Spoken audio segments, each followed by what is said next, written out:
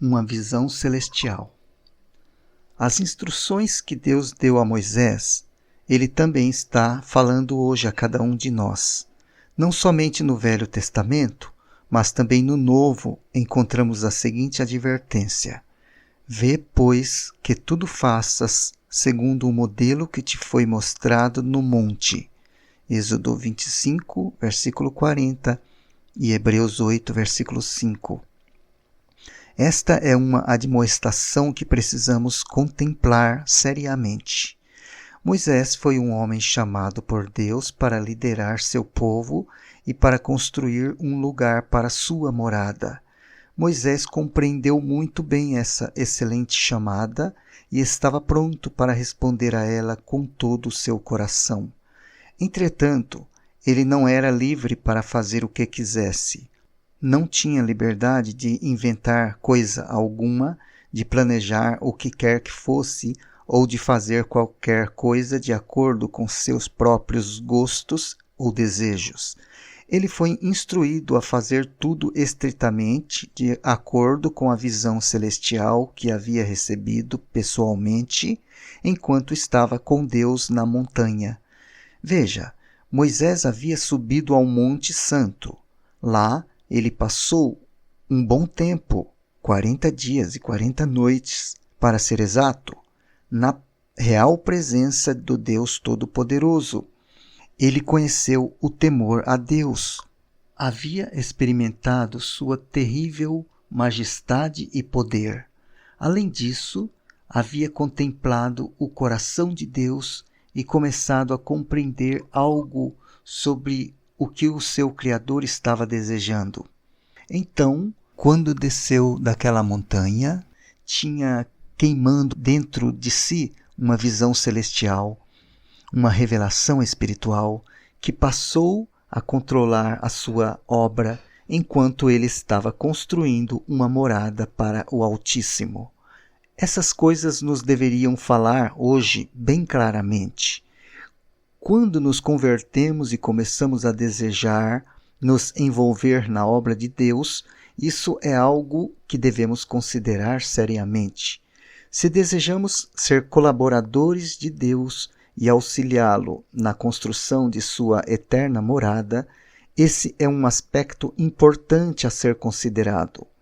Antes de começarmos a nos empenhar nisso, precisamos ter entrado profundamente na presença de Deus. Não apenas ter entrado, mas ter gasto um bom tempo, ouvindo, vendo e compreendendo o que é que Deus deseja. Antes de ir muito além do estágio e das atividades da infância espiritual, é importantíssimo que tenhamos recebido uma revelação celestial, de maneira que o nosso trabalho seja feito com substância divina e não meramente com madeira, feno ou palha, conforme 1 Coríntios 3, versículo 12. Precisamos ter visto o santo plano de Deus e então construir de acordo com sua planta. Queridos irmãos e irmãs, esta não é uma consideração sem importância. Não é algo com que possamos lidar superficialmente. Quando começamos a nos envolver em construir juntamente com Deus, tomamos parte em uma construção que é eterna. O que Deus constrói por meio de nós será sua habitação eterna. Portanto, não pode e não deve ser algo feito sem muita revelação e oração, e até mesmo temor e tremor. Todos nós deveríamos ter uma dose saudável de respeito e temor a Deus quando começamos a construir algo em seu nome. O Senhor nosso Deus não habita e nem nunca irá habitar em um templo construído por mãos humanas, conforme Atos 7, versículo 48.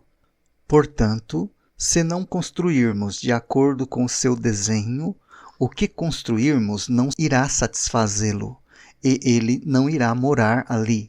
Não será o lugar de sua morada. Muitos cristãos hoje ficam iludidos porque Deus ocasionalmente visita suas obras em construção. já que sua presença vem de vez em quando, eles imaginam que ele está aprovando o que estão fazendo. Mas o que precisamos construir urgentemente não é um lugar que Deus venha visitar uma vez ou outra, mas um lugar onde ele aprecie morar. Precisamos construir a eterna casa espiritual de Deus, onde ele irá residir permanentemente por toda a eternidade. Para fazer assim, precisamos receber uma profunda visão celestial. Tudo o que fizermos deverá ser guiado por esta revelação. Outros padrões. Milhões de crentes, homens e mulheres de Deus, estão construindo hoje. Há muita atividade cristã. A cada dia, literalmente, centenas de igrejas brotam ao redor do mundo. Agrada-me acreditar que a maioria destes queridos irmãos esteja fazendo o seu trabalho com o coração puro e um sincero desejo de agradar a Deus. Entretanto, muitos deles parecem estar construindo sem muita compreensão do plano celestial. Eles estão simplesmente copiando o que veem os outros fazendo. Estão construindo de acordo com a visão que viram na esquina de baixo e não na santa montanha de Deus. Em vez de receber uma visão de Deus, eles estão confiando no homem. Em lugar de uma revelação celestial, ouvem de um grupo ou de outros que estão fazendo sucesso e atraindo um grande número de pessoas, e então correm a copiar o que estes outros estão fazendo. Talvez alguns estejam meramente fazendo o que sua denominação fez no passado. Possivelmente, a tradição os inclinou a certo padrão de construção. Outros podem estar fazendo o que aprenderam na escola bíblica ou no seminário. Outros ainda confiam em sua própria popularidade, dons ou carisma para atrair e conservar muitas pessoas em seu rebanho. Há, de fato, muitos métodos e padrões sendo usados nas construções de hoje.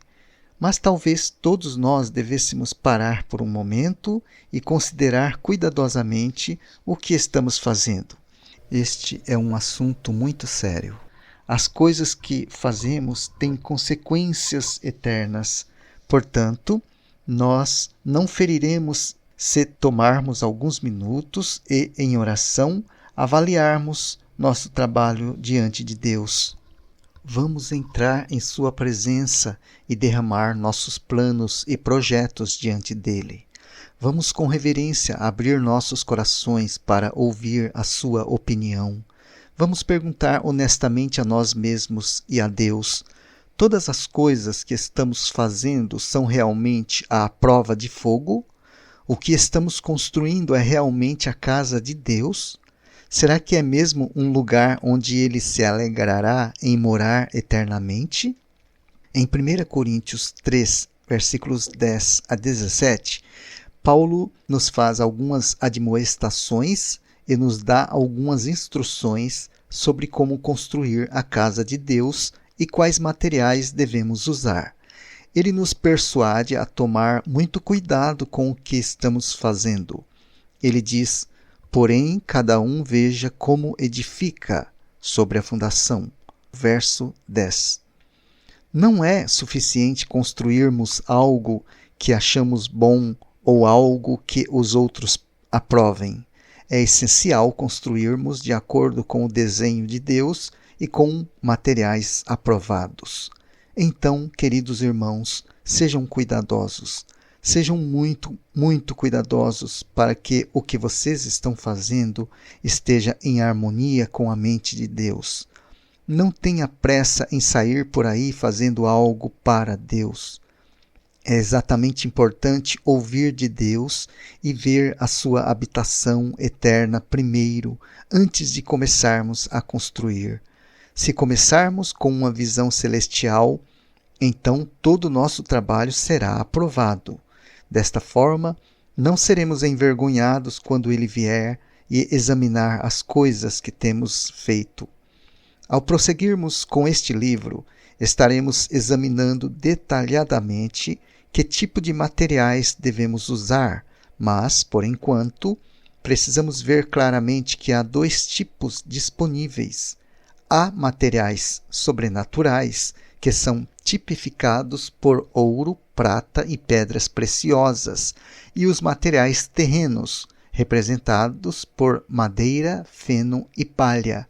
Verso 12. O primeiro tipo tem sua origem em Deus, sendo celestial em qualidade. O segundo tipo é algo meramente humano e natural. No mundo atual, os dois tipos de materiais podem ser usados para fazer construções impressionantes. Muitas mansões multimilionárias têm a madeira como sua estrutura básica, mas no reino de Deus, apenas usando seus materiais e seguindo seus planos, poderemos satisfazê-lo. O sucesso não é o padrão. Em nosso empenho para sermos agradáveis a Deus, uma coisa precisa ficar muito clara.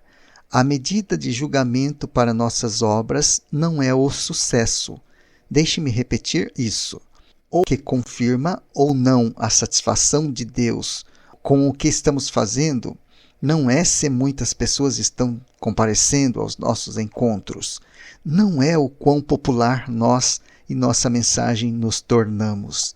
Não é o fato de muitos na comunidade cristã estarem aplaudindo e admirando nosso trabalho.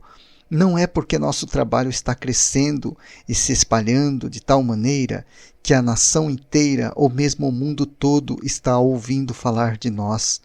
Honestamente, até mesmo um vírus pode se espalhar rapidamente e se tornar mundialmente famoso. Hoje em dia, parece haver um critério que as pessoas admiram. Quando outras pessoas olham para o nosso trabalho, normalmente estão tentando ver uma coisa. Eles querem ver se somos bem-sucedidos ou não. O padrão do mundo é este. Normalmente, há um sucesso visível, a obra está se expandindo, há alguma evidência concreta de êxito. Se houver, nossa obra é admirada e aprovada. Se não houver, então o que estamos fazendo é negligenciado ou mesmo desprezado. Este é o padrão do mundo, mas o padrão de Deus é completamente diferente. Seu padrão é a obediência. Sua aprovação ocorre se estamos trabalhando de acordo com os seus planos ou não. O que fazemos em obediência a Ele pode parecer um sucesso aos olhos humanos, entretanto, também é possível que não pareça. Os caminhos de Deus frequentemente são misteriosos. Ele não usa os meios e os métodos do mundo. Sua sabedoria é algo que o mundo e as pessoas que vivem nele não conseguem compreender, conforme 1 Coríntios 1, versículos 18 a 25. Muitas vezes, suas obras são ocultas, pequenas e inesperadas. Entretanto, com o passar do tempo, elas produzem os resultados mais excelentes.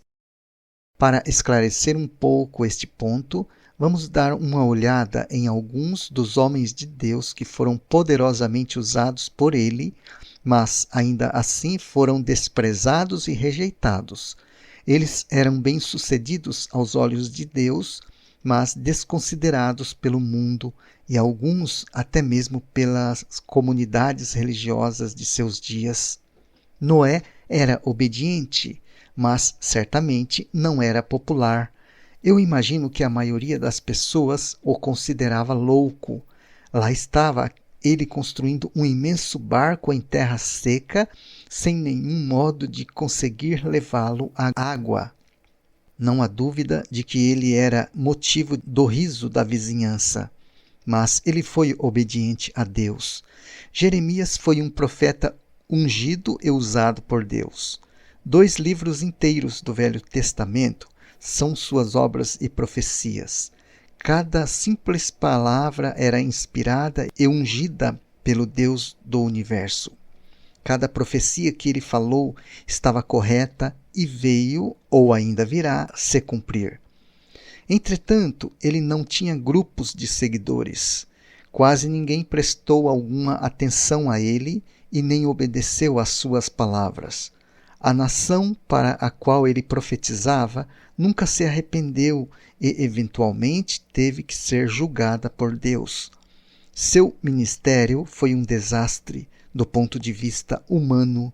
Muitos outros profetas também se encaixam nessa categoria. Embora possamos imaginar uma situação diferente, Paulo, o apóstolo, também parecia um fracasso no final de seu ministério. Ele foi preso de maneira que a esfera de seu ministério encolheu de um obreiro viajante pelo mundo a alguém que tinha contato apenas com umas poucas pessoas que o visitavam na prisão. Então, todas as igrejas da Ásia, muitas das quais ele havia fundado, o rejeitaram e se desviaram, conforme 2 Timóteo 1, versículo 15. Ele aproveitou para escrever e enviar umas poucas cartas da prisão, mas isto certamente não tomava todo o seu tempo. Entretanto, quem poderia ter imaginado o fruto que esse período de sua vida iria produzir? Jesus, o Filho primogênito de Deus, também foi desprezado e rejeitado pela maioria, conforme Isaías 53, versículo 3. Embora gozasse alguns períodos de popularidade, ele sabia que os homens frequentemente estavam se congregando com ele por razões erradas. Quando ele falava algo mais duro, que exigia um compromisso maior da parte deles, muitos se viravam e o deixavam. No final de seu ministério terreno, Jesus estava sozinho. No auge de seu trabalho sobrenatural, todos os seus seguidores o abandonaram. Muito embora hoje se veja a obra de Jesus como um sucesso, já que o cristianismo se espalhou por todo o globo, se olhássemos para as coisas como se estivéssemos lá naquele tempo, sua obra provavelmente iria parecer falha ou até mesmo um desastre. Ele, o líder, foi morto e todos os seus seguidores foram dispersos. O sucesso aparente não é e nunca poderá ser a medida de nosso trabalho para Deus. Nossas obras serão julgadas. Quando Jesus voltar, o que nós fizemos em seu nome será julgado. De novo, em 1 Coríntios 3, versículo 13, lemos que nossas obras serão testadas pelo fogo sobrenatural. Se nossas obras foram feitas com materiais combustíveis, isto é, algo humano, natural e terreno, elas serão queimadas. Se nossas obras foram feitas com materiais celestiais, elas sobreviverão ao teste. Deus nos assegura aqui que, mesmo que as obras de alguns sejam destruídas, eles próprios serão salvos. Versículo 15. Entretanto, é mostrado que haverá um severo julgamento para aqueles que construíram erradamente. Não apenas suas obras se perderão junto com as recompensas por tais obras, mas também haverá um tipo de julgamento para eles próprios. Talvez isso se refira ao julgamento expresso no alerta de 1 Coríntios 3, versículo 17, onde lemos: Se alguém destruir o santuário de Deus, Deus o destruirá. O contexto deste versículo é muito importante.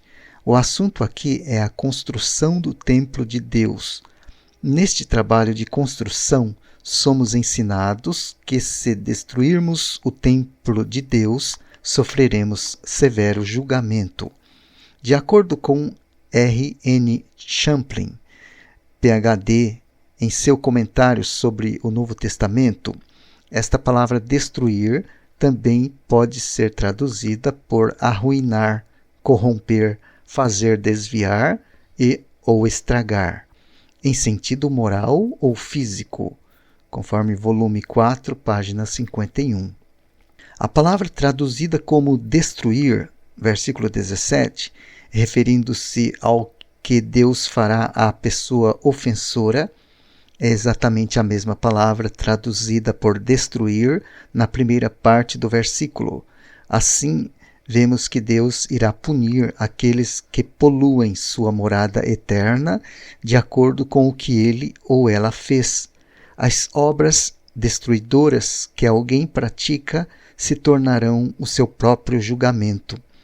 O que então significa destruir ou estragar a casa de Deus?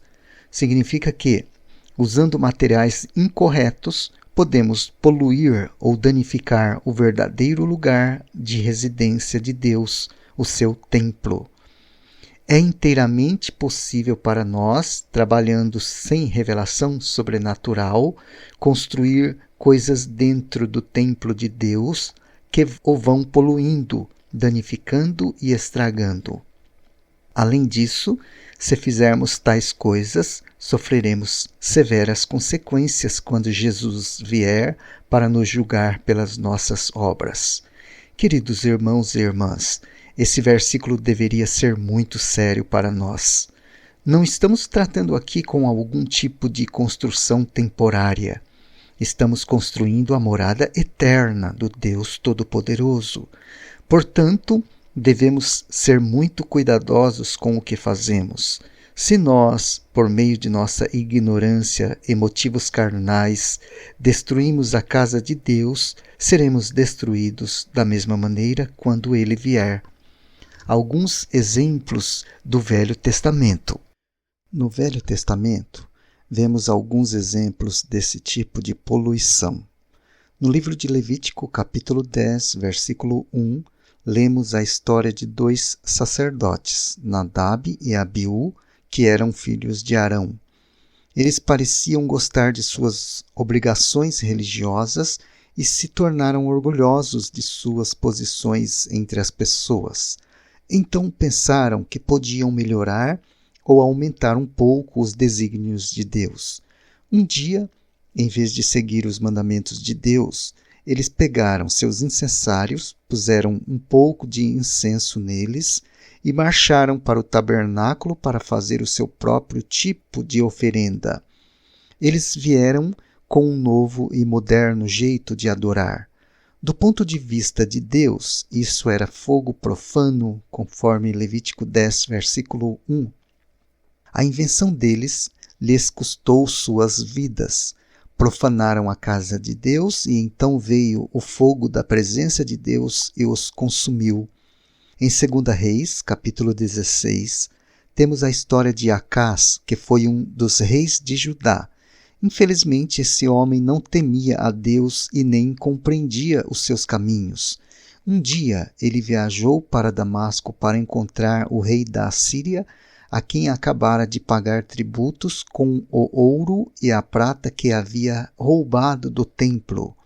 Então, naquela cidade, ele viu um altar pagão.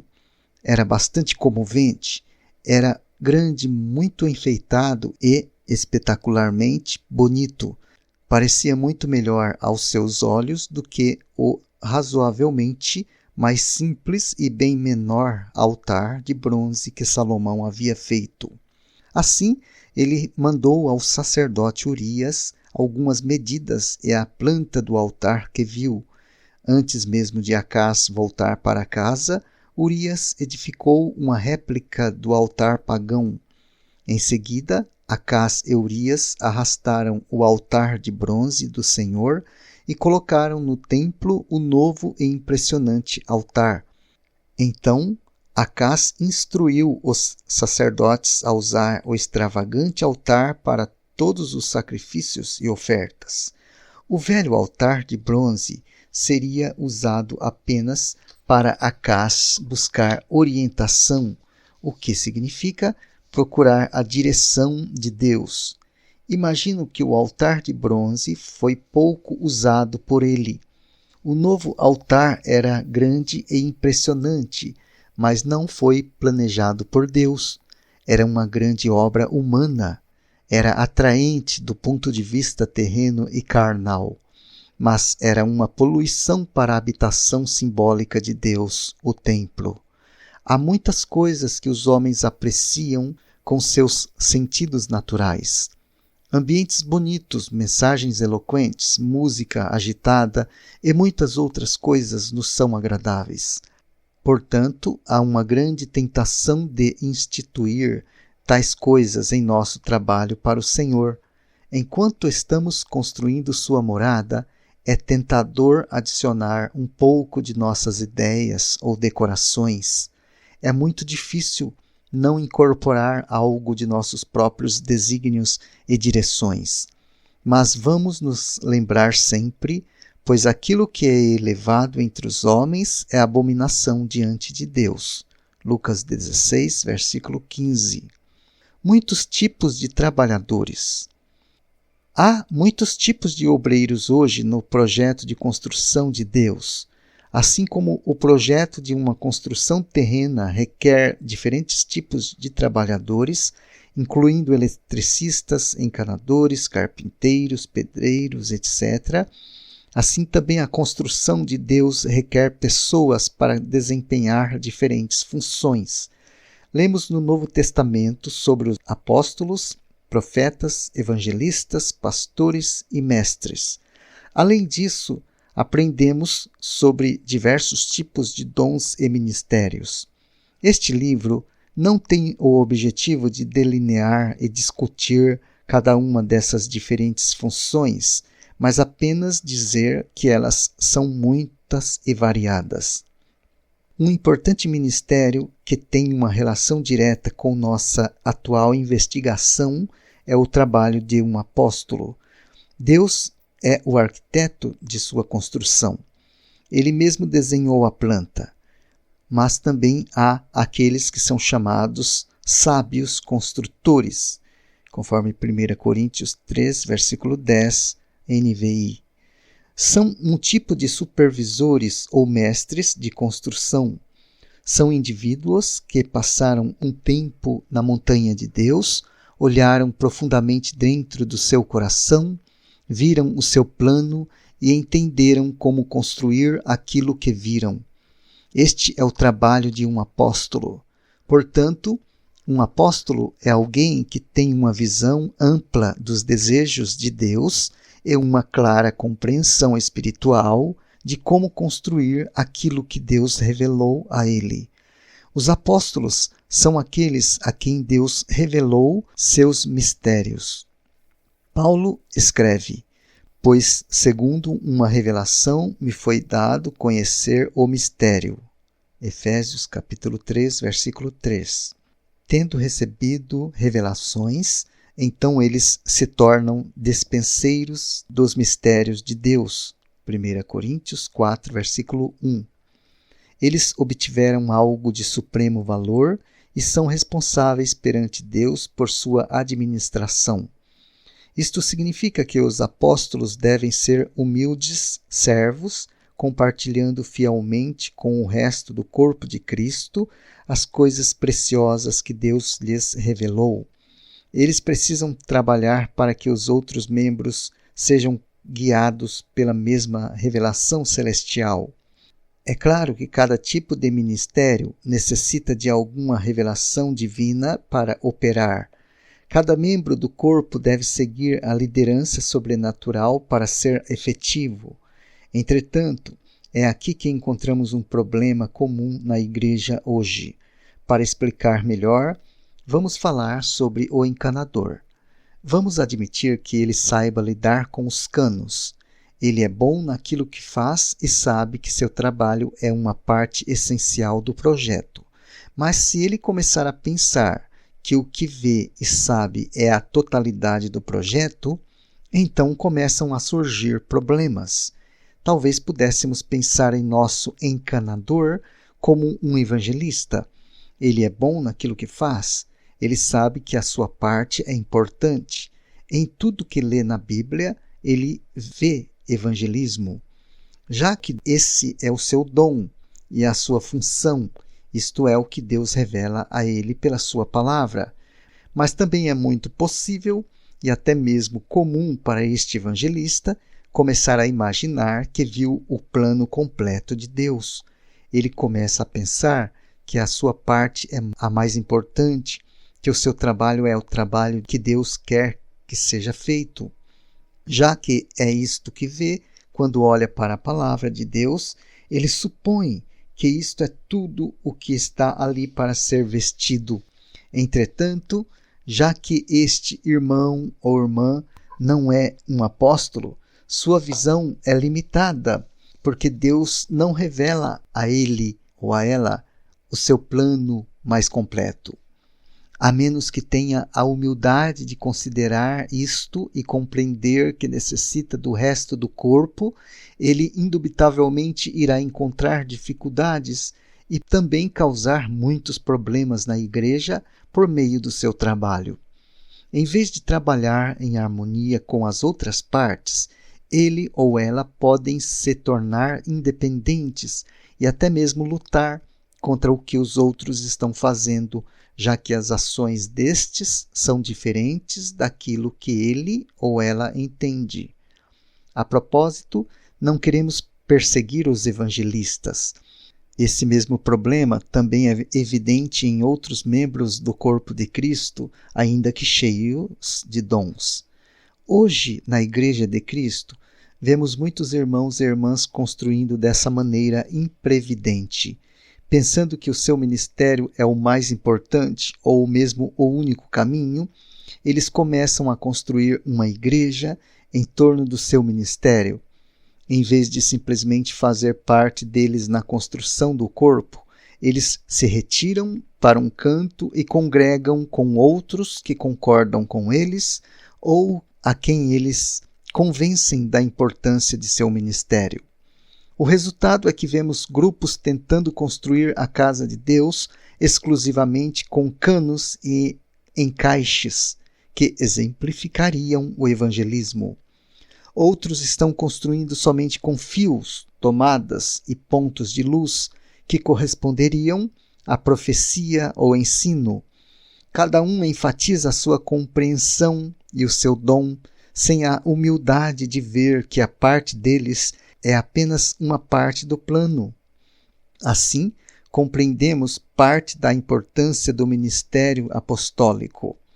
Parte dessa função é servir às várias partes do corpo, ajudando-as a compreender o plano mais amplo de Deus e lhes mostrando como podem executar a sua parte em harmonia com o resto. Já que viram mais da construção completa, eles podem ser úteis aos outros, ajudando-os a utilizar seus dons e ministérios para construir a eterna morada de Deus. A visão apostólica é um elemento necessário à construção da casa de Deus. Então, é importante para todos os trabalhadores da construção que eles ouçam e compreendam a visão celestial daqueles que genuinamente a receberam. A revelação divina é absolutamente essencial quando estamos construindo a Igreja de Deus. Não podemos nem mesmo começar sem ela. Assim como um construtor de um grande edifício ou até mesmo de uma casa bem menor não pensaria em começar a construção sem uma planta, assim também nós precisamos receber a revelação de Deus. Precisamos ver o que está em seu coração. Então, precisamos ser cuidadosos para construir exatamente de acordo com a visão que temos recebido enquanto estamos com Ele na montanha.